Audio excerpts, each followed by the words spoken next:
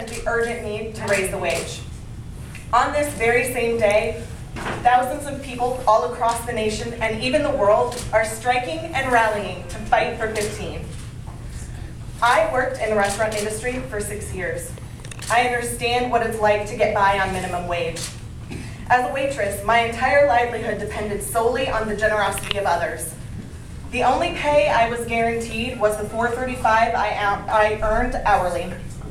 I lived day to day, hoping I would make enough money to pay my next bill, buy a few groceries, or even keep a roof over my head.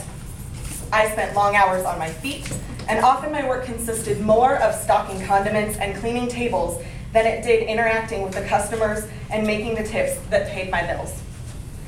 I watched my friends and coworkers struggle to survive. One of them, a single father, worked as close to 40 hours a week as management allowed him to. And he still had to donate plasma twice a week just to be able to take care of his son. Another friend, a woman living on her own with her son, waited tables with me during the day, bartended downtown at night, and still had to rely on her parents for help with bills almost every month. We're not alone. 47% of US workers are making less than $15 per hour, and most of us are in the service industry.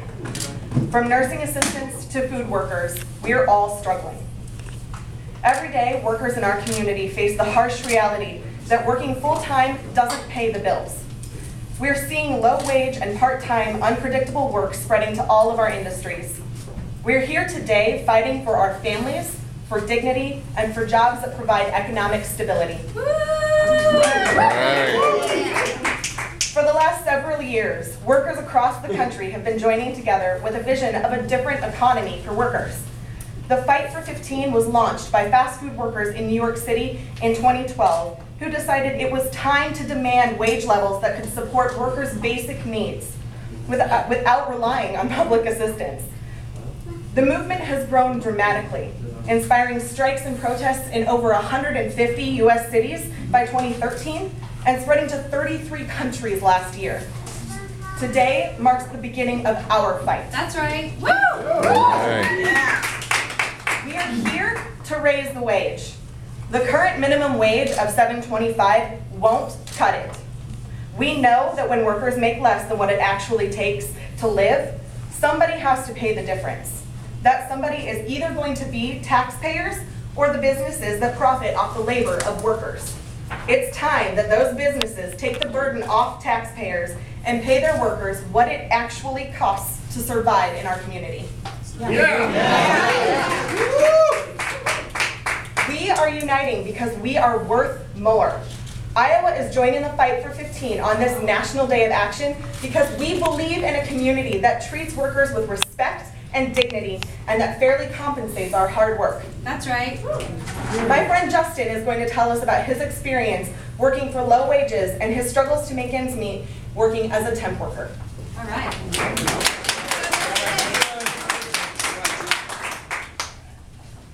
I'm Justin Banks. I'm a CWJ member. And I joined the Fight for 15 because since I was 18, I've been struggling to find a job that pays steady wages and is stable enough to support my family. I turned away from low-paying service jobs like cooking and jobs in customer service to a temp agency and hope for a better paying job with a stable schedule to be able to support my family. I went through multiple temp agencies, about a dozen, sometimes more than one at a time, had varying schedule changes, first, second, third shift. Work was spotty. It seemed like the jobs that pay the most, you couldn't get 40 hours a week, and the ones that paid $8, $9 you can't survive on, you would have 40 hours a week, but then again, you have no benefits and no recourse if something would happen or if that contract were to end. Tired of the inconsistent income flow, I transitioned back into the service industry as a cook for $19 an hour and also serving, just hoping that towards week's end I would have enough to be able to make ends meet. After 3 years of this, and it's not working out for me, I transitioned back to the temp agencies and search again for higher wages and a stable position. Only to endure the same hardships before. I would call in for work, and sometimes I'm told no work. Mondays, when we start, we would I'd be told that we would be off for the end of the week. Sometimes that would last 1 week, 2 weeks, 3 weeks. Sometimes we go in, we find out that we wouldn't even work a full week. With pretty much the same wages before. A few years later, cost of things are a lot higher. I'm still not able to make things week. As of now, the situation has improved. I'm still a temp worker, but I had to switch to third shift to offset the cost of daycare. I'm constantly tired and it disrupts my daily life. We shouldn't have to make trade-offs when it comes to necessities. That's right. And choosing what bill will be late. It's a never-ending cycle of poverty. I'm worth more, Iowa workers are worth more, and we deserve to make a wage that we can live off of. Yeah.